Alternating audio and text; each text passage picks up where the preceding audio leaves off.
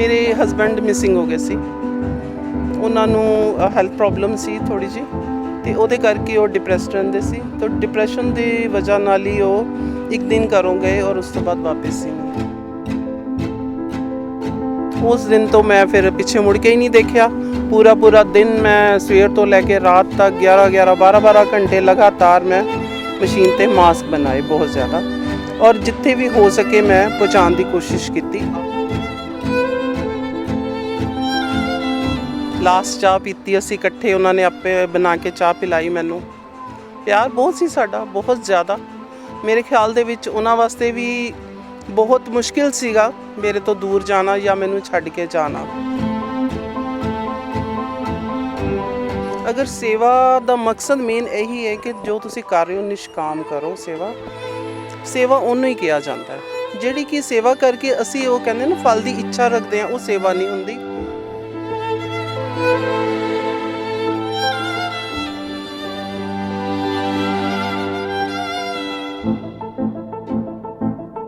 ਸਤਿ ਸ਼੍ਰੀ ਅਕਾਲ, ਤੁਸੀਂ ਦੇਖ ਰਹੇ ਹੋ ਡੇਲੀ ਪੋਸਟ ਪੰਜਾਬੀ। ਮੈਂ ਹਾਂ ਸੁਮਨ ਜੇਟਲੀ। ਅਕਸਰ ਲੋਕ ਕਹਿੰਦੇ ਨੇ ਕਿ ਸੇਵਾ ਦੇ ਕਈ ਰੂਪ ਹੁੰਦੇ ਨੇ, ਸੇਵਾ ਕਿਸੇ ਵੀ ਰੂਪ ਦੇ ਵਿੱਚ ਹੋ ਸਕਦੀ ਹੈ। ਸਭ ਤੋਂ ਵੱਡੀ ਸੇਵਾ ਉਦੋਂ ਹੁੰਦੀ ਹੈ ਜਦੋਂ ਅਸੀਂ ਇਨਸਾਨੀਅਤ ਦੀ ਸੇਵਾ ਕਰਦੇ ਹਾਂ, ਮਨੁੱਖਤਾ ਦੀ ਸੇਵਾ ਕਰਦੇ ਹਾਂ।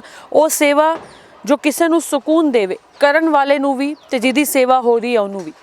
ਇੱਕ ਸਮਾਜ ਸੇਵਕਾ ਮੇਰੇ ਨਾਲ ਮੌਜੂਦ ਨੇ। ਮੇਰੇ ਖਿਆਲ 8 ਮਹੀਨੇ ਹੋ ਗਏ ਨੇ ਲਗਾਤਾਰ ਇਹਨਾਂ ਨੂੰ ਸਭ ਤੋਂ ਵੱਡੀ ਸੇਵਾ ਇਹ ਕਰ ਰਹੇ ਨੇ। ਇਸ ਲੋਕਡਾਊਨ ਦੇ ਦੌਰਾਨ ਤਕਰੀਬਨ 20,000 ਦੇ ਕਰੀਬ ਇਹ ਮਾਸਕ ਬਣਾ ਕੇ ਲੋੜਵੰਦਾਂ ਤੱਕ ਪਹੁੰਚਾ ਚੁੱਕੇ ਨੇ। ਬਹੁਤ ਸਾਰੀ NGOs ਦੇ ਮੈਂਬਰ ਵੀ ਨੇ। ਸਭ ਤੋਂ ਪਹਿਲਾਂ ਸਵਾਗਤ ਕਰਾਂਗੇ ਲਲਿਤਾ ਜੀ, ਡੇਲੀ ਪੋਸਟ ਪੰਜਾਬੀ 'ਚ ਬਹੁਤ ਸਵਾਗਤ। Thank you so much.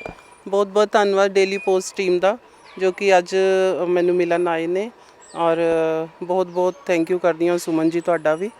ਸਭ ਤੋਂ ਪਹਿਲਾਂ ਤਾਂ ਅਸੀਂ ਜਾਣਨਾ ਚਾਹੁੰਦੇ ਹਾਂ, ਅਸੀਂ ਤੁਹਾਡੇ ਨਾਲ ਗੱਲਬਾਤ ਕੀਤੀ ਤਾਂ ਤੁਸੀਂ ਦੱਸਿਆ ਕਿ ਬਹੁਤ ਸਾਰੀਆਂ NGOs ਨੇ ਜਿਨ੍ਹਾਂ ਦੇ ਨਾਲ ਮੈਂ ਜੁੜੀ ਹੋਈ ਹਾਂ। ਤਾਂ ਪਹਿਲਾ ਸਵਾਲ ਮੇਰਾ ਇਹ ਹੈ ਕਿ ਮਕਸਦ ਕੀ ਹੁੰਦਾ ਹੈ ਸੇਵਾ ਦਾ, ਕਿ ਕਿਸੇ ਮਕਸਦ ਦੇ ਨਾਲ ਸੇਵਾ ਸ਼ੁਰੂ ਹੁੰਦੀ ਹੈ? ਮੇਰੇ ਖਿਆਲ ਦੇ ਵਿੱਚ ਕੋਈ ਆਪਣਾ ਇਹਦੇ ਵਿੱਚ ਨਹੀਂ ਹੁੰਦਾ ਕਿ ਸਾਨੂੰ ਕੁਛ ਇਹਦੇ ਬਾਰੇ ਚਾਹੀਦਾ, ਸੇਵਾ ਕਰਕੇ ਕੁਛ ਚਾਹੀਦਾ। ਸਵਾਰਥ ਨਹੀਂ ਹੁੰਦਾ ਕੋਈ ਵੀ। ਨਿਸ਼ਕਾਮ ਸੇਵਾ, ਅਗਰ ਸੇਵਾ ਦਾ ਮਕਸਦ ਮੇਨ ਇਹੀ ਹੈ ਕਿ ਜੋ ਤੁਸੀਂ ਕਰ ਰਹੇ ਹੋ ਨਿਸ਼ਕਾਮ ਕਰੋ। ਸੇਵਾ ਉਹਨੂੰ ਹੀ ਕਿਹਾ ਜਾਂਦਾ ਹੈ, ਜਿਹੜੀ ਕਿ ਸੇਵਾ ਕਰਕੇ ਅਸੀਂ ਉਹ ਕਹਿੰਦੇ ਨਾ ਫਲ ਦੀ ਇੱਛਾ ਰੱਖਦੇ ਹਾਂ, ਉਹ ਸੇਵਾ ਨਹੀਂ ਹੁੰਦੀ। ਉਹ ਇੱਕ ਕਹਿ ਲਓ ਕਿ ਹੁੰਦਾ ਕਿ ਪਹਿਲੇ ਦੇਣਾ ਤੇ ਫਿਰ ਲੈਣਾ, ਉਹ ਲੈਣ ਦੇਣ ਗਿਣਿਆ ਜਾਂਦਾ। ਇਸ ਕਰਕੇ ਸੇਵਾ ਨਿਰਸਵਾਰਥ ਹੀ ਕੀਤੀ ਜਾਂਦੀ ਹੈ। ਅਤੇ ਮੈਂ ਇਹੀ ਸੋਚ ਕੇ ਸੇਵਾ ਕਰਦੀ ਹਾਂ ਕਿ ਮੈਨੂੰ ਇਹਦੇ ਸੇਵਾ ਕਰਕੇ ਇਹਦੇ ਮਤਲਬ ਇਹਦੇ ਵਾਸਤੇ ਮੈਨੂੰ ਕੁਛ ਵਾਪਸ ਰਿਵਰਸ ਨਹੀਂ ਚਾਹੀਦਾ। ਬਲੈਸਿੰਗਸ ਚਾਹੀਦੀਆਂ ਨੇ, ਜੋ ਕਿ ਮੈਨੂੰ ਬਹੁਤ ਜ਼ਿਆਦਾ ਮਿਲ ਰਹੀਆਂ। ਬਲੈਸਿੰਗਸ ਔਰ ਪਿਆਰ ਬਹੁਤ ਮਿਲ ਰਿਹਾ। ਅਕਸਰ ਅਸੀਂ ਦੇਖਦੇ ਹਾਂ ਕਿ ਇੱਕ ਸਮਾਜ ਸੇਵੀ ਦੀ ਪਰਸਨਲ ਲਾਈਫ ਬਹੁਤ ਜ਼ਿਆਦਾ ਇਫੈਕਟ ਹੁੰਦੀ ਹੈ ਜਦੋਂ ਆਪਣੇ ਆਪ ਨੂੰ ਸਮਾਜ ਦੇ ਨਾਮ ਕਰ ਦਿੰਦਾ ਹੈ, ਸਮਾਜ ਦੇ ਲੇਖੇ ਜਾਂ ਸੇਵਾ ਦੇ ਲੇਖੇ ਆਪਣੀ ਜ਼ਿੰਦਗੀ ਲਾ ਦਿੰਦਾ ਹੈ। ਤਾਂ ਤੁਹਾਡਾ ਘਰ, ਤੁਹਾਡਾ ਪਰਿਵਾਰ, ਉਸ ਬਾਰੇ ਥੋੜ੍ਹਾ ਜਾਣਨਾ ਚਾਹਾਂਗਾ। ਮੇਰਾ ਪਰਿਵਾਰ ਇਸ ਤਰ੍ਹਾਂ ਜੀ, ਮੇਰਾ ਵੀ ਫੈਮਿਲੀ, ਹੈਪੀ ਫੈਮਿਲੀ ਸਾਡੀ ਹੁੰਦੀ ਹੈ ਵੀ ਹੈ, ਬਟ ਕੋਈ ਮਿਸ ਹੈਪਨਿੰਗ ਐਸੀ ਹੋ ਗਈ ਜਿਹਦੇ ਕਰਕੇ ਜ਼ਿੰਦਗੀ ਇੱਕਦਮ ਖ਼ਤਮ ਹੋ ਜਾਂਦੀ ਹੈ। ਇੱਕ ਟਾਈਮ ਆਉਂਦਾ ਕਿ ਜ਼ਿੰਦਗੀ ਖ਼ਤਮ ਹੋ ਜਾਂਦੀ ਹੈ, ਅਤੇ ਮੇਰੀ ਲਾਈਫ ਵਿੱਚ ਵੀ ਇਸ ਤਰ੍ਹਾਂ ਹੀ ਹੋਇਆ ਕਿ ਮੇਰੀ ਜ਼ਿੰਦਗੀ ਇੱਕ ਵਾਰੀ ਖ਼ਤਮ ਹੋ ਗਈ। ਮੈਂ ਆਪਣੇ ਆਪ ਨੂੰ ਬਿਲਕੁਲ ਇਹ ਸੋਚ ਲਿਆ ਕਿ ਮੈਂ ਮਰ ਗਈ। ਲਵਲੀ, ਉਦੋਂ ਮੇਰਾ ਨਾਮ ਲਵਲੀ ਹੁੰਦਾ ਸੀ ਘਰ ਦਾ, ਅਤੇ ਲਵਲੀ ਸਾਰੇ ਮੈਨੂੰ ਬੁਲਾਉਂਦੇ ਸੀ। ਲਲਿਤਾ ਲਾਂਬਾ ਤੇ ਅੱਜ ਮੈਨੂੰ ਜਾਣਨ ਲੱਗੇ ਆ। ਅਤੇ ਉਸ ਟਾਈਮ ਐਸੀ ਮਿਸ ਹੈਪਨਿੰਗ ਹੋ ਗਈ ਅਤੇ ਮੈਨੂੰ ਸੀ ਕਿ ਮੈਂ ਮਰ ਗਈ। ਮੈਂ ਹੁਣ ਜੀਣਾ ਨਹੀਂ ਬਿਲਕੁਲ ਵੀ, ਕਿਉਂਕਿ ਜੀਣ ਦਾ ਮੇਰਾ ਮਕਸਦ ਖਤਮ ਹੋ ਗਿਆ ਸੀਗਾ। ਕੀ ਹੋਇਆ ਸੀ? ਮੇਰੇ ਹਸਬੈਂਡ ਮਿਸਿੰਗ ਹੋ ਗਏ ਸੀ। ਉਹਨਾਂ ਨੂੰ ਹੈਲਥ ਪ੍ਰੋਬਲਮ ਸੀ ਥੋੜੀ ਜੀ, ਅਤੇ ਉਹਦੇ ਕਰਕੇ ਉਹ ਡਿਪਰੈਸਡ ਰਹਿੰਦੇ ਸੀ। ਤਾਂ ਡਿਪਰੈਸ਼ਨ ਦੀ ਵਜ੍ਹਾ ਨਾਲ ਹੀ ਉਹ ਇੱਕ ਦਿਨ ਘਰੋਂ ਗਏ ਔਰ ਉਸ ਤੋਂ ਬਾਅਦ ਵਾਪਸ ਹੀ ਨਹੀਂ ਆਏ ਅੱਜ ਤੱਕ। ਕਦੋਂ ਦੀ ਗੱਲ ਹੈ ਇਹ ਹੈ 2013 23 ਨਵੰਬਰ ਦੁਪਹਿਰੇ 3:30 ਵਜੇ ਦਾ ਟਾਈਮ, ਜਦੋਂ ਲਾਸਟ ਟਾਈਮ ਮੇਰੇ ਕੋਲੋਂ ਮੈਨੂੰ ਮਿਲ ਕੇ ਗਏ, ਵਾਪਸ ਨਹੀਂ ਆਏ ਉਸ ਤੋਂ ਬਾਅਦ। ਦੱਸ ਕੇ ਨਹੀਂ ਗਏ ਕਿ ਕਿੱਥੇ ਜਾ ਰਹੇ ਹੋ? ਕੰਮ 'ਤੇ ਜਾ ਰਹੇ ਹਾਂ, ਬਸ ਇਹੀ ਕਹਿ ਕੇ ਗਏ, ਹੱਗ ਕਰਕੇ ਗਏ, ਮਿਲ ਕੇ ਗਏ। ਲਾਸਟ ਚਾਹ ਪੀਤੀ ਅਸੀਂ ਇਕੱਠੇ, ਉਹਨਾਂ ਨੇ ਆਪੇ ਬਣਾ ਕੇ ਚਾਹ ਪਿਲਾਈ ਮੈਨੂੰ। ਪਿਆਰ ਬਹੁਤ ਸੀ ਸਾਡਾ, ਬਹੁਤ ਜ਼ਿਆਦਾ। ਮੇਰੇ ਖਿਆਲ ਦੇ ਵਿੱਚ ਉਹਨਾਂ ਵਾਸਤੇ ਵੀ ਬਹੁਤ ਮੁਸ਼ਕਿਲ ਸੀਗਾ ਮੇਰੇ ਤੋਂ ਦੂਰ ਜਾਣਾ ਜਾਂ ਮੈਨੂੰ ਛੱਡ ਕੇ ਜਾਣਾ। ਤੇ ਪਤਾ ਨਹੀਂ ਉਹਨਾਂ ਦੇ ਦਿਮਾਗ ਵਿੱਚ ਕੀ ਸੀ ਉਸ ਟਾਈਮ, ਮੈਨੂੰ ਕੁਝ ਨਹੀਂ ਪਤਾ। ਔਰ ਉਸ ਤੋਂ ਬਾਅਦ ਅੱਜ ਤੱਕ ਉਹ ਵਾਪਸ ਨਹੀਂ ਆਏ। ਤੁਸੀਂ ਕੰਪਲੇਂਟ ਵਗੈਰਾ ਲਿਖਵਾਈ ਹੋਏ, ਉਹਨਾਂ ਦੀ ਭਾਲ ਕਰਨ ਦੀ ਕੋਸ਼ਿਸ਼ਾਂ ਕੀਤੀ? ਜੀ ਕੰਪਲੇਂਟ FIR ਕਰਵਾਈ ਸੀ ਅਸੀਂ ਥਾਣੇ ਵਿੱਚ। ਔਰ ਉਸ ਤੋਂ ਬਾਅਦ 1 ਸਾਲ ਤੱਕ ਬੇਟਾ ਮੇਰਾ ਜਾਂਦਾ ਰਿਹਾ ਥਾਣੇ, ਕੋਈ ਰਿਸਪੌਂਸ ਨਹੀਂ ਸਾਨੂੰ ਮਿਲਿਆ ਕੁਝ ਵੀ। ਮੈਂ ਤਾਂ ਬਿਲਕੁਲ ਕਦੀ ਜਾਂਦੀ ਨਹੀਂ ਸੀ, ਕਿਉਂਕਿ ਮੈਨੂੰ ਬੱਚੇ ਜਾਣ ਨਹੀਂ ਸੀ ਦਿੰਦੇ ਕਿ ਤੁਸੀਂ ਨਹੀਂ ਜਾਣਾ ਮਮਾ ਥਾਣੇ, ਕਿਉਂਕਿ ਘਰੋਂ ਕਦੀ ਨਿਕਲੇ ਹੀ ਨਹੀਂ ਸੀ ਬਾਹਰ। ਉਦੋਂ ਤੱਕ ਕੰਮ ਕਰਦੀ ਸੀ, ਸ਼ੁਰੂ ਤੋਂ ਵਰਕਿੰਗ ਸੀ ਮੈਂ, ਪਾਰਲਰ ਔਰ ਬੁਟੀਕ ਦੋਨੋਂ ਮੈਂ ਚਲਾਏ ਸ਼ੁਰੂ ਤੋਂ, ਬਟ ਮੈਂ ਘਰੋਂ ਬਾਹਰ ਨਹੀਂ ਸੀ ਨਿਕਲਦੀ ਬਿਲਕੁਲ ਵੀ, ਘਰ ਵਿੱਚ ਹੀ ਰਹਿੰਦੀ ਸੀ। ਤੇ ਬੱਚੇ ਕਹਿੰਦੇ ਸੀ ਤੁਸੀਂ ਨਹੀਂ ਜਾਣਾ। ਫਿਰ ਬੇਟਾ ਮੇਰਾ 1 ਸਾਲ ਤੱਕ ਜਾਂਦਾ ਰਿਹਾ, ਬੇਟੀ ਵੀ ਮੇਰੀ ਫਿਰ USA ਸ਼ਿਫਟ ਹੋ ਗਈ, ਫੈਮਿਲੀ ਨਾਲ ਉਹਨੂੰ ਵੀ ਉੱਥੇ ਜਾਣਾ ਪਿਆ। ਫਿਰ ਬੇਟਾ ਇਕੱਲਾ, ਮੈਂ ਕਿਹਾ ਤੂੰ ਕਿਉਂ, ਫਿਰ ਮੈਨੂੰ ਮਨਾ ਕਰਤਾ, ਮੈਂ ਕਿਹਾ ਬੇਟੇ ਬਸ ਕਰੋ, ਬਹੁਤ ਹੋ ਗਿਆ। ਅਗਰ ਪਾਪਾ ਦਾ ਪਿਆਰ ਹੈ ਤਾਂ ਜ਼ਰੂਰ ਆਉਣਗੇ ਵਾਪਸ, ਬਾਕੀ ਹੁਣ ਇੱਥੇ ਚੱਕਰ ਮਾਰਨ ਦਾ ਕੋਈ ਫਾਇਦਾ ਨਹੀਂ। ਜੇ ਸਾਡੀ ਕਿਸਮਤ ਵਿੱਚ ਹੈ ਤਾਂ ਜ਼ਰੂਰ ਆਉਣਗੇ। ਉਸ ਤੋਂ ਬਾਅਦ ਫਿਰ ਜਾਣਾ ਬੰਦ ਕਰ ਦਿੱਤਾ। ਉਸ ਤੋਂ ਬਾਅਦ ਅਸੀਂ ਅੱਜ ਤੱਕ ਸਾਨੂੰ ਕੁਝ ਨਹੀਂ ਪਤਾ ਉਹਨਾਂ ਦਾ, ਨਾ ਕੋਈ ਪੁਲਿਸ ਥਾਣੇ ਦਾ, ਨਾ ਕੁਝ। ਬਸ ਉਸ ਤੋਂ ਬਾਅਦ ਫਿਰ ਤੁਸੀਂ ਇਹ ਦੇਖ ਲਓ ਕਿ ਆਪਣੇ ਆਪ ਨੂੰ ਤਾਂ ਮੈਂ ਤੁਹਾਨੂੰ ਦੱਸਿਆ ਮੈਂ ਮਾਰੀ ਗਈ ਸੀ ਉਦੋਂ। ਫਿਰ ਥੋੜ੍ਹਾ ਜਿਹਾ ਆਪਣੇ ਆਪ ਨੂੰ ਸੰਭਾਲਿਆ, ਉਸ ਟਾਈਮ ਸੋਚਿਆ ਇਕੱਲੀ ਬੈਠ ਕੇ ਕਿ ਮੈਂ ਉਹ ਤਾਂ ਚਲੇ ਗਏ, ਮੈਂ ਵੀ ਅਗਰ ਆਪਣੇ ਆਪ ਨੂੰ ਖ਼ਤਮ ਕਰ ਦਿਆਂਗੀ ਤਾਂ ਇਹਦੇ ਵਿੱਚ ਬੱਚਿਆਂ ਦਾ ਕੀ ਕਸੂਰ ਹੈ। ਅਗਰ ਇੱਕ ਪਰਸਨ ਕਹਿੰਦੇ ਚਲਾ ਜਾਂਦਾ ਰਿਸਪੌਂਸਿਬਿਲਟੀ ਤੋਂ ਜਾਂ ਕਿਸ ਤਰ੍ਹਾਂ ਵੀ ਕਿਸੇ ਵਜ੍ਹਾ ਕਰਕੇ ਵੀ, ਤਾਂ ਮਾਂ ਦਾ ਫਰਜ਼ ਬਣਦਾ ਕਿ ਉਹਨੂੰ ਸੰਭਾਲੇ। ਤੇ ਉਹ ਹੀ ਮੈਂ ਫਿਰ ਆਪਣੇ ਆਪ ਨੂੰ ਸੰਭਾਲਿਆ, ਬੱਚਿਆਂ ਨੂੰ ਸੰਭਾਲਿਆ ਕਿ ਤੁਸੀਂ, ਮੈਂ ਜ਼ਿੰਦੀ ਹਾਂ ਤੁਹਾਡੇ ਵਾਸਤੇ ਔਰ ਮੈਂ ਜੀਣਾ ਤੁਹਾਡੇ ਵਾਸਤੇ। ਔਰ ਉਸ ਤੋਂ ਬਾਅਦ ਫਿਰ ਬੇਟੇ ਦਾ ਵੀ ਕੰਮ ਬਾਹਰ ਸੀਗਾ, ਤੇ ਮੈਨੂੰ ਇਹ ਸੀ ਕਿ ਮੈਂ ਹੁਣ ਜੀਣਾ ਤੇ ਫਿਰ ਕੁਝ ਸੋਸ਼ਲ ਕਰੀਏ, ਸਮਾਜ ਵਾਸਤੇ ਸੇਵਾ ਕਰੀਏ। ਆਪਣੇ ਵਾਸਤੇ ਜੀ ਲਿਆ, ਉਹ ਮਰ ਗਈ ਲਵਲੀ, ਹੁਣ ਲਲਿਤਾ ਲਾਂਬਾ ਨੇ ਜਨਮ ਲਿਆ। ਇਹ ਹੁਣ ਲਲਿਤਾ ਲਾਂਬਾ ਸਮਾਜ। ਨਾਮ ਬਦਲ ਲਿਆ ਉਸ ਤੋਂ ਬਾਅਦ? ਨਾ, ਮੇਰਾ ਪੇਪਰ ਵਰਕ ਹੈ ਹੀ ਹੈ ਸ਼ੁਰੂ ਤੋਂ, ਬਟ ਮੇਰਾ ਕਿਸੇ ਨੂੰ ਪਤਾ ਨਹੀਂ ਸੀ ਹੁੰਦਾ, ਤਾਂ ਉਸ ਕਰਕੇ ਫਿਰ ਉਹ ਲਲਿਤਾ ਲਾਂਬਾ ਹੀ ਆਪਣਾ ਨਾਮ ਹੁਣ ਮੇਰਾ ਸਾਰੇ ਜਾਣਦੇ ਨੇ। ਉਸੇ ਨਾਮ ਤੋਂ ਮੇਰਾ ਫਿਰ ਦੂਸਰਾ ਜਨਮ ਹੋਇਆ ਸਮਝੋ। ਹੁਣ ਸਮਾਜ ਵਿੱਚ ਸਾਰੇ ਮੈਨੂੰ ਲਲਿਤਾ ਲਾਂਬਾ ਦੇ ਨਾਮ ਤੇ ਹੀ ਜਾਣਦੇ ਨੇ। ਬਸ ਉਹ ਮੇਰਾ ਜਨਮ ਸੀ। ਹੁਣ ਉਹ ਮੇਰਾ ਸਾਰਾ ਟੋਟਲੀ, ਜਦ ਤੱਕ ਮੇਰੀ ਆਖਰੀ ਸਾਹ ਹੈ, ਸਮਾਜ ਵਾਸਤੇ ਹੀ ਮੈਂ ਸਮਰਪਿਤ ਹਾਂ। ਕਿਤੇ ਵੀ ਕਿਸੇ ਨੂੰ ਲੋੜ ਹੈ ਕਿਸੇ ਵਜ੍ਹਾ ਦੀ, ਮੈਂ ਖੜੀ ਹਾਂ। ਜਿੰਨਾ ਕੁ ਮੇਰੇ ਕੋਲ ਹੋ ਸਕੇਗਾ ਮੈਂ ਸੇਵਾ ਕਰਦੀ ਹਾਂ। ਕਿਸ ਤਰੀਕੇ ਦੀ ਸੇਵਾ ਕਰਦੇ ਹੋ? ਇੱਕ ਤਾਂ ਸਾਨੂੰ ਤੁਹਾਡਾ ਪਤਾ ਤੁਸੀਂ ਲੋਕਡਾਊਨ 'ਚ ਮਾਸਕ ਬੜੇ ਵੰਡੇ ਨੇ, ਚਾਹੇ ਉਹ ਬੱਚਿਆਂ ਦੀ ਜੇਲ੍ਹਾਂ ਦੇ ਵਿੱਚ ਜਾ ਕੇ, ਚਾਹੇ ਉਹ ਸੜਕਾਂ 'ਤੇ ਚੱਲ ਰਹੇ ਜਿਹੜੇ ਬੱਚੇ ਨੇ, ਲੋੜਵੰਦ ਨੇ, ਗਰੀਬ ਨੇ, ਉਹਨਾਂ ਨੂੰ ਹੋਰ ਕਿਸ ਤਰ੍ਹਾਂ ਦੀ ਜਿਹੜੀ ਸੇਵਾ? ਹਾਂਜੀ, ਉਹ ਮਾਸਕ ਸੇਵਾ ਤਾਂ ਚਲੋ ਮੈਂ ਕੀਤੀ। ਉਸ ਟਾਈਮ ਵੀ ਮੈਂ ਇਕੱਲੀ ਸੀ ਬਿਲਕੁਲ ਹੀ। ਲੋਕਡਾਊਨ ਵਿੱਚ ਵੀ ਤੁਹਾਨੂੰ ਪਤਾ ਉਸ ਟਾਈਮ ਮਾਹੌਲ ਕਿਸ ਤਰ੍ਹਾਂ ਦਾ ਹੋ ਗਿਆ ਸੀਗਾ। ਸੁਸਾਇਟੀ ਦੇ ਸਾਰੇ ਗੇਟ ਬੰਦ, ਸਾਰੇ ਆਪਣੇ ਆਪਣੇ ਘਰਾਂ ਦੇ ਵਿੱਚ, ਕੋਈ ਗੇਟ ਤੋਂ ਬਾਹਰ ਵੀ ਨਹੀਂ ਆ ਰਿਹਾ ਸੀ। ਔਰ ਮੇਰੇ ਬੱਚੇ ਉੱਥੇ ਸੀ ਬਾਹਰ, ਔਰ ਬੜਾ ਇੱਕਦਮ ਥੋੜ੍ਹਾ ਜਿਹਾ ਨਾ ਹੌਰਰ ਜਿਹਾ ਮਾਹੌਲ ਹੋ ਗਿਆ ਸੀ ਉਸ ਟਾਈਮ। ਫਿਰ ਬੱਚਿਆਂ ਨੇ ਮੈਨੂੰ ਕਿਹਾ, ਕਹਿੰਦੇ ਮੰਮਾ ਤੁਸੀਂ ਟੈਨਸ਼ਨ ਨਾ ਲਓ, ਤੁਸੀਂ ਹੁਨਰ ਹੈ ਤੁਹਾਡੇ 'ਚ, ਆਰਟ ਹੈ, ਤੇ ਤੁਸੀਂ ਆਪਣਾ ਮਾਸਕ ਬਣਾਉਣੇ ਸ਼ੁਰੂ ਕਰੋ, ਜਿਸ ਦੀ ਕਿ ਸਾਨੂੰ ਬੱਚਿਆਂ ਨੂੰ ਤਾਂ ਪਤਾ ਹੁੰਦਾ ਇਸ ਚੀਜ਼ ਦਾ ਕਿ ਆਉਣ ਵਾਲੇ ਟਾਈਮ ਵਿੱਚ ਵੀ ਇਹਦੀ ਬਹੁਤ ਲੋੜ ਪੈਣ ਵਾਲੀ ਹੈ, ਔਰ ਤੁਸੀਂ ਉਹੀ ਸਟਾਰਟ ਕਰੋ। ਬਸ ਫਿਰ ਮੈਂ ਸ਼ੁਰੂ ਕੀਤਾ ਕੰਮ। ਉਸ ਦਿਨ ਤੋਂ ਮੈਂ ਫਿਰ ਪਿੱਛੇ ਮੁੜ ਕੇ ਹੀ ਨਹੀਂ ਦੇਖਿਆ। ਪੂਰਾ ਦਿਨ ਮੈਂ ਸਵੇਰ ਤੋਂ ਲੈ ਕੇ ਰਾਤ ਤੱਕ 11 12 ਘੰਟੇ ਲਗਾਤਾਰ ਮੈਂ ਮਸ਼ੀਨ 'ਤੇ ਮਾਸਕ ਬਣਾਏ, ਬਹੁਤ ਜ਼ਿਆਦਾ। ਔਰ ਜਿੱਥੇ ਵੀ ਹੋ ਸਕੇ ਮੈਂ ਪਹੁੰਚਾਉਣ ਦੀ ਕੋਸ਼ਿਸ਼ ਕੀਤੀ, ਆਪ ਨਾ ਗਈ ਮੈਂ। ਜਿਵੇਂ ਹੁਣ ਪੁਲਿਸ ਸਟੇਸ਼ਨਸ, ਜਾਂ ਜਦੋਂ ਲੋਕਡਾਊਨ ਦੇ ਵਿੱਚ ਆਪਣੇ ਪੁਲਿਸ ਬਾੜ ਖੜ੍ਹਦੇ ਸੀ ਨਾ ਰੋਡ 'ਤੇ, ਉਹਨਾਂ ਨੂੰ ਦੇ ਆਉਂਦੀ ਸੀ ਕਿ ਤੁਸੀਂ ਆਉਂਦੇ ਜਾਂਦੇ ਜਿਨ੍ਹਾਂ ਨੂੰ ਵੀ ਦੇਣਾ ਲੋੜ ਹੈ ਉਹਨਾਂ ਨੂੰ ਦਿਓ, ਜਿਨ੍ਹਾਂ ਨੇ ਨਹੀਂ ਪਾਏ ਹੋਏ ਉਹਨਾਂ ਨੂੰ ਦਿਓ। ਪੁਲਿਸ ਸਟੇਸ਼ਨ 'ਚ, ਸਰਾਭਾ ਨਗਰ ਵਿੱਚ, ਔਰ ਹੈਲਪਿੰਗ ਹੈਂਡ NGO ਸਾਡੀ, ਜਿਹਦੀ ਮੈਂ ਵਾਈਸ ਪ੍ਰੈਜ਼ੀਡੈਂਟ ਹਾਂ, ਉਹਨਾਂ ਵੱਲੋਂ ਵੀ ਅਸੀਂ ਬਹੁਤ ਮਾਸਕ ਵੰਡੇ, ਸੇਵਾ ਕੀਤੀ। Voice of Asian Sukhwinder sir ਜੀ, ਉਹ ਵੀ ਲੈ ਗਏ। ਅਹਿਸਾਸ NGO ਵੱਲੋਂ ਵੀ ਮੈਂ ਸੇਵਾ ਕੀਤੀ। ਹੋਰ ਬੱਚਿਆਂ ਦੀ ਜੇਲ੍ਹ ਸੀ ਸ਼ਿਮਲਾਪੁਰੀ, ਉੱਥੇ ਵੀ ਅਸੀਂ ਦੇ ਕੇ ਆਏ। ਮੁਰਾਦਾਬਾਦ ਵੀ ਮੈਨੂੰ ਇੱਕ NGO ਦਾ ਆਇਆ ਮੈਸੇਜ ਕਿ ਸਾਨੂੰ ਵੀ ਮਾਸਕ ਚਾਹੀਦੇ ਨੇ, ਉੱਥੇ ਵੀ ਮੈਂ ਕੋਰੀਅਰ ਕਰਵਾਏ ਮਾਸਕ ਉਹਨਾਂ ਨੂੰ ਵੀ। ਤੇ ਮਤਲਬ ਜਿੰਨੀ ਹੋ ਸਕੇ ਵੱਧ ਤੋਂ ਵੱਧ ਸੇਵਾ ਕੀਤੀ ਹੈ, ਔਰ ਅੱਜ ਤੱਕ ਚੱਲ ਰਹੀ ਹੈ। ਹੁਣ ਥੋੜ੍ਹਾ ਘੱਟ ਗਿਆ, ਬਟ ਹੁਣ ਵੀ ਮੈਂ ਕਰ ਰਹੀ ਹਾਂ। ਜਿੱਥੇ ਕਿਸੇ ਨੂੰ ਲੋੜ ਹੈ ਮੈਨੂੰ ਫੋਨ ਆਉਂਦਾ, ਸਾਨੂੰ ਮਾਸਕ ਚਾਹੀਦੇ ਆ, ਬਣਾ ਕੇ ਦੇਈਦੇ ਉਹਨਾਂ ਨੂੰ। ਹੁਣ ਜਿਸ ਤਰ੍ਹਾਂ ਤੁਸੀਂ ਆਪਣੇ ਆਪ ਨੂੰ ਸੇਵਾ ਦੇ ਲੇਖੇ ਲਾ ਚੁੱਕੇ ਹੋ, ਤਾਂ ਆਪਣੀ ਜ਼ਿੰਦਗੀ ਦੇ ਦਰਦ, ਤਕਲੀਫ, ਦੁੱਖ, ਇਹਨਾਂ ਦਾ ਅਹਿਸਾਸ ਨਹੀਂ ਹੁੰਦਾ ਤੁਹਾਨੂੰ? ਇਹਨਾਂ ਦਾ ਅਹਿਸਾਸ ਇਸ ਤਰ੍ਹਾਂ ਹੈ ਕਿ ਉਹ ਬਣਿਆ ਨਾ ਗੀਤ ਇੱਕ ਹੈਗਾ ਕਿ ਕਿसी की मुस्कुराहटों पे हो निसार, किसी का दर्द मिल सके तो ले उधार, जीना इसी का नाम है। तो वही मैं सोच के ਚੱਲਦੀ ਹਾਂ ਕਿ ਅਗਰ ਕਿਸੇ ਦੇ ਦਰਦ ਨੂੰ ਅਸੀਂ ਦੇਖਦੇ ਹਾਂ, ਉਸ ਦਰਦ ਨੂੰ ਅਸੀਂ ਆਪਣਾ ਸਮਝਦੇ ਹਾਂ, ਉਦੋਂ ਅਸੀਂ ਆਪਣਾ ਦਰਦ ਭੁੱਲ ਜਾਂਦੇ ਹਾਂ।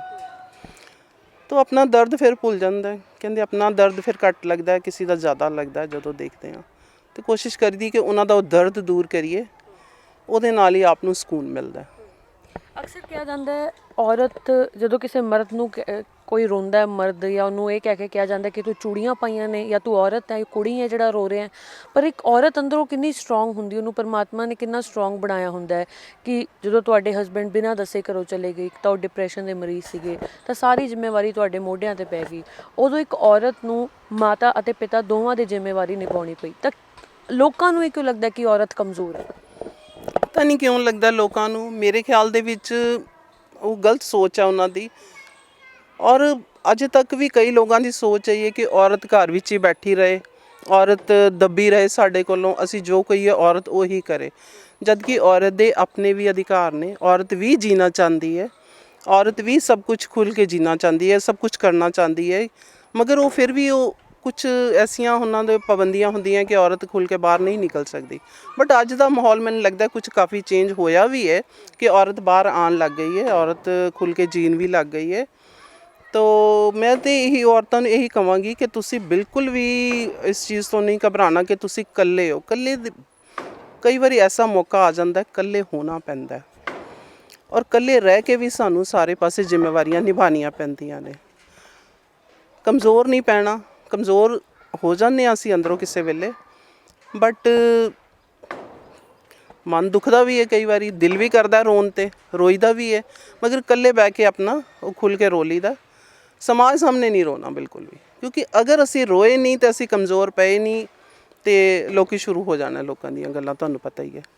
ਇਸ ਕਰਕੇ ਔਰਤ ਨੂੰ ਮੈਂ ਕਹਿੰਦੀ ਹਾਂ ਕਮਜ਼ੋਰ ਨਹੀਂ ਪੈਣਾ ਚਾਹੀਦਾ, ਸਟਰੋਂਗ ਬਣਨਾ ਚਾਹੀਦਾ। ਬਾਕੀ ਔਰਤਾਂ ਵੱਲ ਦੇਖਣਾ ਚਾਹੀਦਾ, ਜਿਵੇਂ ਮਹਾਰਾਣੀ ਝਾਂਸੀ ਵੱਲ ਅਸੀਂ ਦੇਖਦੇ ਹਾਂ, ਮਦਰ ਟਰੇਸਾ ਹੈ, ਜਾਂ ਇਹ ਕਾਫੀ ਮਿਸਾਲਸ ਨੇ ਸਾਡੇ ਵਾਸਤੇ, ਅਤੇ ਅਸੀਂ ਉਹਨਾਂ ਨੂੰ ਹੀ ਦੇਖਦੇ ਹਾਂ। ਅਤੇ ਅਸੀਂ ਵੀ ਔਰਤ ਹਾਂ, ਔਰ ਮੈਂ ਵੀ ਆਪਣੇ ਆਪ ਨੂੰ ਕਾਫੀ ਸਟਰੋਂਗ ਬਣਾਇਆ। ਹੁਣ ਕਾਫੀ ਕੋਸ਼ਿਸ਼ ਕਰਦੀ ਹਾਂ ਕਿ ਮੈਂ ਕਿੱਥੇ ਵੀ ਮੇਰੀ ਲੋੜ ਹੈ ਮੈਂ ਖੜੀ ਹੋਵਾਂ। ਔਰ ਹੈਲਪਿੰਗ ਹੈਂਡ NGO ਦੇ ਵਿੱਚ ਤੁਸੀਂ ਦੇਖੋ, ਮੈਨੂੰ ਹੁਣ ਬਿਲਕੁਲ ਡਰ ਨਹੀਂ ਲੱਗਦਾ ਕਿ ਕਿੱਥੇ ਜੇ 50 ਜੈਂਟਸ ਖੜੇ ਆ ਉੱਥੇ ਮੈਂ ਨਹੀਂ ਖੜਨਾ, ਮੈਂ ਖੜਦੀ ਹਾਂ ਉੱਥੇ ਜਾ ਕੇ, ਮੈਨੂੰ ਕੋਈ ਡਰ ਨਹੀਂ। ਕਿਉਂਕਿ ਮੈਨੂੰ ਇੱਕ ਆਪਣੇ ਆਪ 'ਤੇ ਵਿਸ਼ਵਾਸ ਹੋਣਾ ਬਹੁਤ ਜ਼ਰੂਰੀ ਹੈ। ਜੋ ਤੁਸੀਂ ਆਪਣੇ ਆਪ 'ਤੇ ਵਿਸ਼ਵਾਸ ਕਰ ਲੈਂਦੇ ਹੋ ਨਾ, ਅਤੇ ਕਿਸੇ ਦੀ ਹਿੰਮਤ ਨਹੀਂ ਹੁੰਦੀ ਤੁਹਾਡੇ ਵੱਲ ਕੋਈ ਅੱਖ ਉਠਾ ਕੇ ਵੀ ਦੇਖ ਜਾਏ। ਮੇਰੇ ਖਿਆਲ ਦੇ ਵਿੱਚ ਮੇਰੀ ਸੋਚ ਇਹ ਹੈ। ਅਤੇ ਇਸ ਕਰਕੇ ਆਪਣੇ ਆਪ ਨੂੰ ਇੰਨਾ ਕੁ ਸਟਰੋਂਗ ਬਣਾਓ ਕਿ ਤੁਹਾਡੇ ਨਾਲ ਕੋਈ ਗੱਲ ਕਰਨ ਤੋਂ ਪਹਿਲਾਂ 100 ਵਾਰੀ ਸੋਚੇ ਕਿ ਇਸ ਮੈਡਮ ਨਾਲ ਅਸੀਂ ਗੱਲ ਕਰੀਏ ਕਿ ਨਾ ਕਰੀਏ। ਅੱਜ ਕੱਲ੍ਹ ਸਮਾਜ ਸੇਵਾ ਦੇ ਮਾਇਨੇ ਬਦਲ ਗਏ ਨੇ। ਸੇਵਾ ਜਿਹੜੇ ਕਰ ਰਹੇ ਨੇ, ਸਮਾਜ ਸੇਵਾ ਕਰ ਰਹੇ ਨੇ, ਉਹਨਾਂ 'ਤੇ ਸਵਾਲ ਖੜੇ ਹੋ ਰਹੇ ਨੇ। ਕਹਿੰਦੇ ਉਹਨਾਂ ਦੀ ਨੀਅਤ ਸਾਫ਼ ਨਹੀਂ ਹੈਗੀ। ਹਾਂ, ਹੋ ਰਿਹਾ, ਇਹ ਵੀ ਹੋ ਰਿਹਾ ਅੱਜ ਕੱਲ੍ਹ ਸਮਾਜ ਦੇ ਵਿੱਚ। ਬਾਕੀ ਮੈਂ ਤਾਂ ਇਹੀ ਕਹਾਂਗੀ ਸਭ ਨੂੰ ਕਿ ਸਮਾਜ ਸੇਵਾ ਕਰੋ, ਮਗਰ ਉਹਨੂੰ ਇੱਕ ਤਾਂ ਤੁਸੀਂ ਬਿਜ਼ਨਸ ਲੈ ਕੇ ਨਾ ਚੱਲੋ। ਸਭ ਤੋਂ ਪਹਿਲੇ ਤਾਂ ਜਿੰਨੀ ਤੁਹਾਡੇ ਕੋਲ ਹੋ ਸਕਦੀ ਹੈ ਸੱਚੇ ਮਨ ਨਾਲ ਸੇਵਾ ਕਰੋ, ਨਹੀਂ ਤੇ ਨਾ ਕਰੋ, ਨਹੀਂ ਤੇ ਨਾ ਕਰੋ, ਦਿਖਾਵਾ ਨਾ ਕਰੋ। ਬਸ ਮੇਰੀ ਸੋਚ ਹੈ ਦਿਖਾਵਾ ਨਾ ਕਰੋ। ਅਗਰ ਤੁਸੀਂ ਕਰ ਸਕਦੇ ਹੋ ਤਾਂ ਖੁੱਲ੍ਹ ਕੇ ਕਰੋ, ਨਹੀਂ ਤੇ ਹੱਥ ਜੋੜ ਦਿਓ ਕਿ ਅਸੀਂ ਨਹੀਂ ਕਰ ਸਕਦੇ। ਮੈਂ ਕਹਿਣਾ ਜਾਇਜ਼ ਹੋਏਗਾ ਕਿ ਡਿਪਰੈਸ਼ਨ ਨੇ ਤੁਹਾਡਾ ਘਰ ਖਰਾਬ ਕੀਤਾ? ਬਿਲਕੁਲ। ਡਿਪਰੈਸ਼ਨ ਤੇ ਡਿਸਕਸ਼ਨਸ ਬਹੁਤ ਘੱਟ ਹੁੰਦੀਆਂ ਨੇ। ਮੈਨੂੰ ਲੱਗਦਾ ਹੈ ਕਿ ਲੋਕ ਡਿਪਰੈਸ਼ਨ ਨੂੰ ਇੱਕ ਬਿਮਾਰੀ ਮੰਨਦੇ ਹੀ ਨਹੀਂ। ਕਹਿੰਦੇ ਨੇ, ਬਹੁਤ ਸਾਰੇ ਲੋਕ ਕਹਿੰਦੇ ਕਿ ਇਹ ਤਾਂ ਡਰਾਮਾ ਹੈ, ਡਿਪਰੈਸ਼ਨ ਕੁਝ ਨਹੀਂ ਹੁੰਦਾ। ਨਹੀਂ, ਡਿਪਰੈਸ਼ਨ ਹੁੰਦਾ ਹੈ, ਬਟ ਇਹ ਥੋੜ੍ਹਾ ਜਿਹਾ ਆਪਣੇ ਆਪ 'ਤੇ ਕੰਟਰੋਲ ਕਰਨਾ ਖੁਦ ਨੂੰ ਵੀ ਆਉਣਾ ਚਾਹੀਦਾ। ਅਗਰ ਸਾਨੂੰ ਡਿਪਰੈਸ਼ਨ ਹੈ, ਸਾਨੂੰ ਪਤਾ ਚੱਲ ਰਿਹਾ, 1 ਮਿੰਟ ਵਾਸਤੇ ਸਾਡੇ ਅੱਗੇ ਕੋਈ ਐਸੀ ਚੀਜ਼ ਪਈ, ਸਾਨੂੰ ਪਤਾ ਅਸੀਂ ਉੱਥੇ ਠੋਕਰ ਖਾ ਕੇ ਗਿਰ ਜਾਵਾਂਗੇ, ਅਸੀਂ ਫਿਰ ਵੀ ਉਹਦੇ ਵਿੱਚ ਵੱਜਾਂਗੇ, ਵੱਜਦੇ ਹਾਂ ਨਾ ਅਸੀਂ, ਫਿਰ ਸਾਡਾ ਐਕਸੀਡੈਂਟ ਹੋ ਜਾਂਦਾ। ਇਸ ਤਰ੍ਹਾਂ ਹੀ ਡਿਪਰੈਸ਼ਨ ਹੈ। ਡਿਪਰੈਸ਼ਨ ਦਾ ਸਾਨੂੰ ਠੀਕ ਹੈ ਪਤਾ ਲੱਗ ਜਾਂਦਾ, ਉਹਦੇ ਨਾਲ ਸਾਨੂੰ ਆਪਣੇ ਆਪ ਨੂੰ ਸਮਝਣਾ ਚਾਹੀਦਾ ਕਿ ਸਾਨੂੰ ਹੁਣ ਡਿਪਰੈਸ਼ਨ ਹੋ ਰਿਹਾ, ਅਤੇ ਇਹਦੇ ਨਾਲ ਅਸੀਂ ਆਪਣੇ ਆਪ ਨੂੰ ਸਟਰੋਂਗ ਬਣਾਈਏ, ਮੈਡੀਟੇਸ਼ਨ ਕਰੀਏ, ਡਿਸਕਸ਼ਨ ਕਰੀਏ ਜਿੰਨੀ ਹੋ ਸਕੇ। ਮੇਰੀ ਤਾਂ ਕੋਸ਼ਿਸ਼ ਇਹੀ ਹੁੰਦੀ ਹੈ ਕਿ ਜਿਹੜਾ ਪੇਸ਼ੈਂਟ ਡਿਪਰੈਸ਼ਨ ਦਾ ਹੈ ਨਾ, ਮੈਂ ਉਹਦੇ ਨਾਲ ਡਿਸਕਸ਼ਨ ਕਰਾਂ, ਬੈਠ ਕੇ ਉਹਦੇ ਨਾਲ ਗੱਲਬਾਤ ਕਰਾਂ, ਉਹਦੇ ਕੋਲੋਂ ਪੁੱਛਾਂ ਤੈਨੂੰ ਕੀ ਪ੍ਰੋਬਲਮ ਹੈ, ਔਰ ਫਿਰ ਉਹਨੂੰ ਸਮਝਾਉਂਦੀ ਹਾਂ। ਮੈਂ ਬਹੁਤ ਕਾਫੀ ਹੈਗੇ ਮੈਂਬਰ ਜਿਨ੍ਹਾਂ ਨਾਲ ਮੈਂ ਕਰਦੀ ਹਾਂ ਇਸ ਤਰ੍ਹਾਂ ਗੱਲਬਾਤ, ਔਰ ਉਹ ਕਹਿੰਦੇ ਵੀ ਨੇ, ਕਹਿੰਦੇ ਸਾਨੂੰ ਤੁਹਾਡੇ ਨਾਲ ਗੱਲ ਕਰਕੇ ਨਾ ਬਹੁਤ ਅੱਛਾ ਲੱਗਦਾ ਔਰ ਕਾਫੀ ਲਾਈਟ ਫੀਲ ਹੁੰਦਾ, ਕਿਉਂਕਿ ਮੈਂ ਮੈਡੀਟੇਸ਼ਨ ਵੀ ਕਰਦੀ ਹਾਂ, ਮੈਡੀਟੇਸ਼ਨ ਨਾਲ ਵੀ ਬਹੁਤ ਫਰਕ ਪੈਂਦਾ ਹੈ। ਮੈਂ ਇਹੀ ਕਹਿੰਦੀ ਹਾਂ ਕਿ ਹਰ ਇੱਕ ਨੂੰ ਚਾਹੀਦਾ ਅੱਜ ਦੇ ਟਾਈਮ ਦੇ ਵਿੱਚ ਮੈਡੀਟੇਸ਼ਨ ਕਰਨਾ। ਮੈਡੀਟੇਸ਼ਨ ਨਾਲ ਤੁਸੀਂ ਆਪਣੇ ਆਪ ਨੂੰ ਬਹੁਤ ਸਟਰੋਂਗ ਬਣਾ ਲੈਂਦੇ ਹੋ। ਉਹਦਾ ਮਤਲਬ ਇਹ ਹੁੰਦਾ ਹੈ ਕਿ ਅਗਰ ਤੁਹਾਡੇ ਰਸਤੇ ਦੇ ਵਿੱਚ ਪ੍ਰੋਬਲਮਸ ਆਉਂਦੀਆਂ ਵੀ ਨੇ ਜ਼ਿੰਦਗੀ ਦੇ ਵਿੱਚ, ਅਗਰ ਤੁਸੀਂ ਮੈਡੀਟੇਸ਼ਨ ਕਰਦੇ ਹੋ ਇੰਨੇ ਕੁ ਸਟਰੋਂਗ ਹੋ ਜਾਂਦੇ ਹੋ ਕਿ ਜਿਹੜੀਆਂ ਪ੍ਰੋਬਲਮਸ ਆਉਂਦੀਆਂ ਨਾ ਉਦੋਂ ਤੁਸੀਂ ਨਾ ਈਜ਼ੀਲੀ ਕ੍ਰੋਸ ਕਰ ਜਾਂਦੇ ਹੋ। ਉਹ ਸਾਨੂੰ ਪਾਵਰ ਮਿਲਦੀ ਹੈ ਨੈਚੁਰਲੀ ਕਿ ਅਸੀਂ ਉਹਨਾਂ ਨੂੰ ਕ੍ਰੋਸ ਕਰ ਲੈਂਦੇ ਹਾਂ ਈਜ਼ੀਲੀ। ਅਤੇ ਮੈਂ ਇਹੀ ਕਹਾਂਗੀ ਕਿ ਤੁਸੀਂ ਕੋਸ਼ਿਸ਼ ਕਰੋ, ਮੈਡੀਟੇਸ਼ਨ ਕਰਿਆ ਕਰੋ, ਜਿਹਦੇ ਨਾਲ ਕਿ ਆਪਣਾ ਡਿਪਰੈਸ਼ਨ ਦਾ ਵੀ ਬਚਾਅ ਹੋ ਜਾਂਦਾ, ਡਿਪਰੈਸ਼ਨ ਨਹੀਂ ਹੁੰਦਾ, ਅਤੇ ਜੇ ਹੁੰਦਾ ਵੀ ਹੈ ਉਹਦਾ ਵੀ ਹੱਲ ਹੌਲੀ ਹੌਲੀ ਹੋ ਜਾਂਦਾ। ਉਸ ਟਾਈਮ ਮੈਨੂੰ ਇਹਨਾਂ ਚੀਜ਼ਾਂ ਦੀ ਨੌਲੇਜ ਨਹੀਂ ਸੀ ਜਦੋਂ ਮੇਰੇ ਹਸਬੈਂਡ ਨੂੰ ਡਿਪਰੈਸ਼ਨ ਸੀ, ਬਟ ਮੈਂ ਡਿਸਕਸ਼ਨ ਬਹੁਤ ਕਰਦੀ ਸੀ ਉਹਨਾਂ ਨਾਲ। ਉਹਨਾਂ ਦੀ ਸਿਹਤ ਠੀਕ ਨਹੀਂ ਸੀ ਰਹਿੰਦੀ, 1 ਸਾਲ ਬੈੱਡ 'ਤੇ ਰਹੇ ਸੀ, ਔਰ ਪ੍ਰੋਪਰ ਅਸੀਂ ਬਹੁਤ ਗੱਲਾਂ ਕਰਦੇ ਸੀਗੇ। ਔਰ ਗੱਲਾਂ ਕਰਨ ਦੀ ਸਾਡੀ ਸ਼ੁਰੂ ਤੋਂ ਆਦਤ ਸੀ। ਅਸੀਂ ਰਾਤ ਨੂੰ ਘੰਟਾ 2 ਘੰਟੇ ਆਪਸ ਦੇ ਵਿੱਚ ਰੋਜ਼ ਦੀਆਂ ਗੱਲਾਂ ਉਹਨਾਂ ਨੇ ਆਪਣੀਆਂ ਸ਼ੇਅਰ ਕਰਨੀਆਂ, ਮੈਂ ਆਪਣੀਆਂ ਸ਼ੇਅਰ ਕਰਨੀਆਂ, ਜੋ ਕਿ ਅੱਜ ਕੱਲ੍ਹ ਦੇ ਨਹੀਂ ਕਰਦੇ। ਅੱਜ ਕੱਲ੍ਹ ਦੇ ਹਰ ਕੋਈ ਆਪਣੀ ਆਪਣੀ ਜ਼ਿੰਦਗੀ 'ਚ ਮਸਤ ਹੈ, ਹਸਬੈਂਡ ਆਪਣੀ ਜ਼ਿੰਦਗੀ 'ਚ ਮਸਤ ਹੈ, ਵਾਈਫ ਆਪਣੀ ਜ਼ਿੰਦਗੀ 'ਚ ਮਸਤ ਹੈ। ਮਗਰ ਨਹੀਂ, ਉਸ ਟਾਈਮ ਅਸੀਂ ਬਹੁਤ ਗੱਲਾਂ ਇੱਕ ਦੂਸਰੇ ਨਾਲ ਕਰਦੇ ਸੀ, ਜੋ ਕਿ ਅਸੀਂ ਕਿਸੇ ਹੋਰ ਬਾਹਰ ਨਹੀਂ ਕਰਨੀਆਂ। ਅਸੀਂ ਇੱਕ ਤਰ੍ਹਾਂ ਦੇ ਨਾ ਫਰੈਂਡ ਵੀ ਸੀ ਆਪਸ ਦੇ ਵਿੱਚ। ਕਹਿੰਦੇ ਨਾ ਇੱਕ ਰਿਸ਼ਤਾ ਹੁੰਦਾ, ਉਸ ਰਿਸ਼ਤੇ ਦੇ ਵਿੱਚ ਹੋਰ ਰਿਸ਼ਤੇ ਵੀ ਛੁਪੇ ਹੁੰਦੇ ਆ, ਅਤੇ ਹਸਬੈਂਡ ਵਾਈਫ ਦਾ ਰਿਸ਼ਤਾ ਜਿਹੜਾ ਹੁੰਦਾ ਉਹ ਬਾਅਦ ਦੇ ਵਿੱਚ ਹੁੰਦਾ। ਪਹਿਲੇ ਤੁਹਾਡਾ ਰਿਸ਼ਤਾ ਫਰੈਂਡ ਦਾ ਹੋਣਾ ਚਾਹੀਦਾ, ਗਰਲਫਰੈਂਡ ਬॉयਫ੍ਰੈਂਡ ਦਾ ਰਿਸ਼ਤਾ ਰੱਖੋ, ਉਸ ਤੋਂ ਬਾਅਦ ਤੁਸੀਂ ਆਪਣਾ ਹਸਬੈਂਡ ਵਾਈਫ ਦਾ ਰਿਸ਼ਤਾ ਵੀ ਰੱਖੋ। ਉਹਦੇ ਨਾਲ ਕੀ ਹੈ ਕਿ ਤੁਹਾਨੂੰ ਈਜ਼ੀ ਨਿਭਾਉਣਾ ਲੱਗਦਾ ਹੈ ਰਿਸ਼ਤੇ ਸਾਰੇ। ਦੇਖੋ ਅਸੀਂ 27 ਸਾਲ 6 ਮਹੀਨੇ ਔਰ 7 ਦਿਨ ਸਾਡੇ ਜ਼ਿੰਦਗੀ ਦੇ ਜਿਹੜੇ ਅਸੀਂ ਇਕੱਠੇ ਨਿਭਾਏ, ਔਰ ਸਾਨੂੰ ਪਤਾ ਹੀ ਨਹੀਂ ਅਸੀਂ ਕਿਸ ਤਰ੍ਹਾਂ ਕ੍ਰੋਸ ਕੀਤੇ। ਬਹੁਤ ਅਪ ਐਂਡ ਡਾਊਨਸ ਆਏ ਜ਼ਿੰਦਗੀ ਦੇ ਵਿੱਚ। ਕਮ ਸੇ ਕਮ ਮੇਰੇ ਖਿਆਲ 4 ਵਾਰੀ ਮੈਂ ਜ਼ੀਰੋ ਤੋਂ ਜ਼ਿੰਦਗੀ ਸਟਾਰਟ ਕੀਤੀ ਹੋਣੀ ਹੈ ਆਪਣੇ ਸਾਡੇ 27 ਸਾਲਾਂ ਦੇ ਵਿੱਚ। ਮਗਰ ਸਾਨੂੰ ਨਹੀਂ ਪਤਾ ਲੱਗਾ, ਕਿਉਂਕਿ ਸਾਨੂੰ ਇੱਕ ਦੂਸਰੇ ਦਾ ਸਾਥ ਇੰਨਾ ਕੁ ਸੀ, ਸਾਨੂੰ ਪਤਾ ਹੀ ਨਹੀਂ ਲੱਗਾ ਪ੍ਰੋਬਲਮਸ ਕੀ ਹੁੰਦੀਆਂ ਕ੍ਰੋਸ ਕਰਦੇ। ਕਮੀ ਤਾਂ ਮਹਿਸੂਸ ਹੁੰਦੀ, ਕਮੀ ਬਹੁਤ ਮਹਿਸੂਸ ਹੁੰਦੀ ਹੈ। ਇੱਕ ਸਾਥ, ਇੱਕ ਪਾਰਟਨਰ ਦੀ ਕਮੀ ਬਹੁਤ ਮਹਿਸੂਸ ਹੁੰਦੀ ਹੈ। ਜਦੋਂ ਆਪਾਂ ਬਾਹਰੋਂ ਸਾਰਾ ਕਰਕੇ ਸੇਵਾ ਕਰਕੇ ਅਸੀਂ ਥੱਕ ਕੇ ਜਦੋਂ ਘਰ ਆਉਂਦੇ ਹਾਂ, ਅਤੇ ਫਿਰ ਜਦੋਂ ਅਸੀਂ ਰਾਤ ਨੂੰ ਮੈਂ ਬੈਠਦੀ ਹਾਂ, ਰਾਤ ਨੂੰ ਤਾਂ ਮੈਨੂੰ ਬਹੁਤ ਕਮੀ ਮਹਿਸੂਸ ਹੁੰਦੀ, ਕਿਉਂਕਿ ਅਸੀਂ ਰਾਤ ਨੂੰ ਹੀ ਟਾਈਮ ਹੁੰਦਾ ਸੀ ਸਾਡੇ ਕੋਲੋਂ, ਅਸੀਂ ਇੱਕ ਦੂਸਰੇ ਨਾਲ ਗੱਲਾਂ ਕਰਨੀਆਂ। ਉਸ ਟਾਈਮ ਕਮੀ ਬਹੁਤ ਮਹਿਸੂਸ ਹੁੰਦੀ ਹੈ ਕਿ ਆਪਣੀ ਦਿਨਚਰਿਆ ਕਿਹਦੇ ਨਾਲ ਸਾਂਝੀ ਕਰੀਏ। ਬੱਚੇ ਵੀ ਅੱਛੇ ਨੇ ਮੇਰੇ, ਬਹੁਤ ਅੱਛੇ ਨੇ ਬੱਚੇ, ਬਟ ਫਿਰ ਵੀ ਦੇਖੋ ਬੱਚਿਆਂ ਦੀ ਆਪਣੀ ਲਾਈਫ ਹੈ। ਹੁਣ ਕਈ ਪੇਰੈਂਟਸ ਬੱਚਿਆਂ ਨੂੰ ਬਲੇਮ ਕਰਦੇ ਆ ਕਿ ਬੱਚੇ ਸਾਡੀ ਗੱਲ ਨਹੀਂ ਸੁਣਦੇ ਜਾਂ ਬੱਚੇ ਕਹਿਣਾ ਨਹੀਂ ਮੰਨਦੇ। ਮਗਰ ਇਹ ਹੈ ਕਿ ਦੇਖੋ ਅਸੀਂ ਬੱਚਿਆਂ ਨੂੰ ਪਿਆਰ ਦੇਵਾਂਗੇ ਅਤੇ ਬੱਚਿਆਂ ਕੋਲੋਂ ਪਿਆਰ ਲਵਾਂਗੇ, ਠੀਕ ਹੈ। ਬੱਚਿਆਂ ਦੀ ਸਾਨੂੰ ਵੀ ਸਮਝਣਾ ਚਾਹੀਦਾ ਕਿ ਬੱਚਿਆਂ ਦੀ ਆਪਣੀ ਲਾਈਫ ਵੀ ਹੈ। ਇੱਕ ਚਿੜੀ ਹੁੰਦੇ ਨੇ ਘੋਂਸਲੇ 'ਚ, ਚਿੜੀ ਆਪਣਾ ਘੋਂਸਲਾ ਬਣਾਉਂਦੇ ਨੇ, ਉਹਦੇ 'ਚ ਬੱਚੇ ਪੈਦਾ ਕਰਦੇ ਨੇ, ਚਿੜੀ ਜਾਂਦੇ ਨੇ ਬਾਹਰ, ਚੋਗਾ ਚੁੱਕ ਕੇ ਲਿਆ ਕੇ ਚੁੰਝ ਨਾਲ ਉਹਨਾਂ ਦੇ ਮੂੰਹ 'ਚ ਪਾਉਂਦੇ ਨੇ, ਅਸੀਂ ਦੇਖਦੇ ਹਾਂ। ਫਿਰ ਉਹਨਾਂ ਨੂੰ ਉੜਨਾ ਸਿਖਾਉਂਦੇ ਨੇ। ਜਦੋਂ ਉੜਨਾ ਸਿੱਖ ਜਾਂਦੇ ਨੇ ਬੱਚੇ, ਉੜ ਜਾਂਦੇ ਨੇ, ਚਿੜੀ ਫਿਰ ਆਪੋ ਆਪਣੇ ਟਿਕਾਣਿਆਂ 'ਤੇ ਪਹੁੰਚ ਜਾਂਦੇ ਨੇ, ਅਤੇ ਉਹ ਬੱਚੇ ਫਿਰ ਮੁੜ ਕੇ ਥੋੜ੍ਹਾ ਉਹਨਾਂ ਕੋਲ ਆਉਂਦੇ ਨੇ।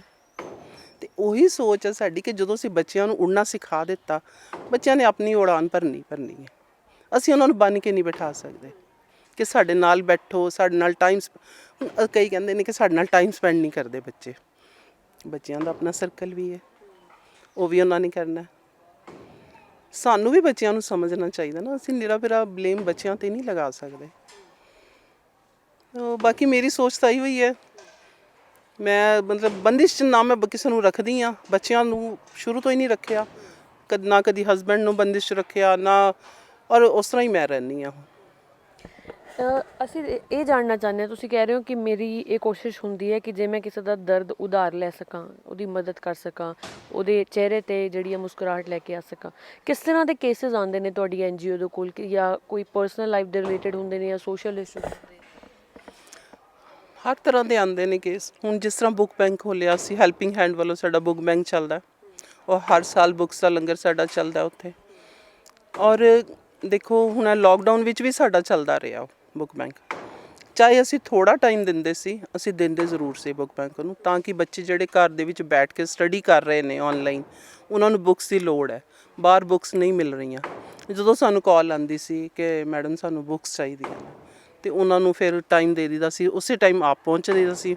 ਬੱਚੇ ਇੰਨੇ ਖੁਸ਼ ਹੁੰਦੇ ਸੀ, ਉਹਨਾਂ ਦੇ ਚਿਹਰੇ 'ਤੇ ਮੁਸਕਾਨ ਦੇਖੀ ਦੀ ਸੀ ਕਿ ਬੱਚਿਆਂ ਦਾ ਮਤਲਬ ਜੋ ਉਹਨਾਂ ਨੂੰ ਲੋੜ ਸੀ ਉਹਨਾਂ ਦੀ ਪੂਰੀ ਹੋ ਗਈ। ਹੁਣ ਬੱਚੇ ਆਰਾਮ ਨਾਲ ਬੈਠ ਕੇ ਘਰ ਪੜ੍ਹ ਸਕਦੇ ਆ ਤੇ ਉਹ ਕਹਿੰਦੇ ਨੇ ਕਿਸੇ ਦੇ ਚਿਹਰੇ ਨੂੰ ਅਸੀਂ ਮੁਸਕਾਨ ਦਿੱਤੀ, ਉਹ ਮੁਸਕਾਨ ਦੇਖ ਕੇ ਹੀ ਸਾਡਾ ਮਨ ਖੁਸ਼ ਹੋ ਜਾਂਦਾ ਸੀ।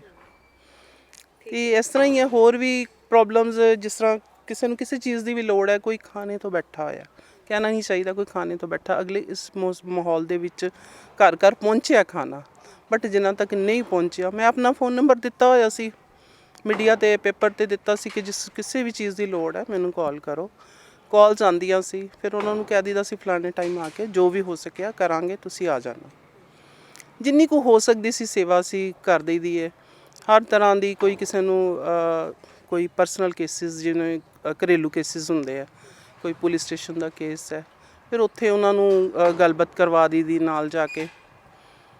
ਤੇ ਜਿੰਨੀ ਸੇਵਾ ਹੋ ਸਕੇ ਕੋਸ਼ਿਸ਼ ਕਰੀ ਦੀ ਹੈ ਕਿ ਪੂਰੀ ਅਗਲੇ ਦਰਦ ਘਟਾ ਜਿੰਨੀ ਹੋ ਸਕੇ ਕਰ ਦਈਏ ਬਸ ਸੇਵਾ, ਕੋਸ਼ਿਸ਼ ਹੈ। ਆਪਣੀ ਜ਼ਿੰਦਗੀ ਆਪਣੇ ਲਈ ਜੀਣਾ ਉਹਨੂੰ ਜ਼ਿੰਦਗੀ ਨਹੀਂ ਕਹਿੰਦੇ। ਆਪਣੀ ਜ਼ਿੰਦਗੀ ਕਿਸੇ ਦੂਸਰੇ ਲਈ ਜੀਣਾ, ਕਿਸੇ ਦੂਸਰੇ ਦੇ ਲਈ, ਜਾਂ ਕਹਿ ਲਓ ਕਿ ਕਿਸੇ ਦੀ ਮਦਦ ਕਰਨਾ, ਕਿਸੇ ਦੇ ਲਈ ਨਾਲ ਜਾ ਕੇ ਖੜੇ ਹੋਣਾ, ਇਹ ਅੱਜ ਦੇ ਸਮੇਂ ਦੇ ਵਿੱਚ ਬਹੁਤ ਵੱਡੀ ਗੱਲ ਹੈ। ਤਾਂ ਹੀ ਕਹਿੰਦੇ ਨੇ ਕਿ ਇਨਸਾਨ ਤਾਂ ਹਰ ਘਰ ਪੈਦਾ ਹੋ ਜਾਂਦਾ ਹੈ, ਪਰ ਇਨਸਾਨੀਅਤ ਕਿਸੇ ਵਿਰਲੇ ਘਰ ਪੈਦਾ ਹੁੰਦੀ ਹੈ। ਕੈਮਰਾਮੈਨ ਰਾਜਵਿੰਦਰ ਟੋਨੀ ਦੇ ਨਾਲ ਸੁਮਨ ਜੇਟਲੀ, ਡੇਲੀ ਪੋਸਟ ਪੰਜਾਬੀ, ਲੁਧਿਆਣਾ।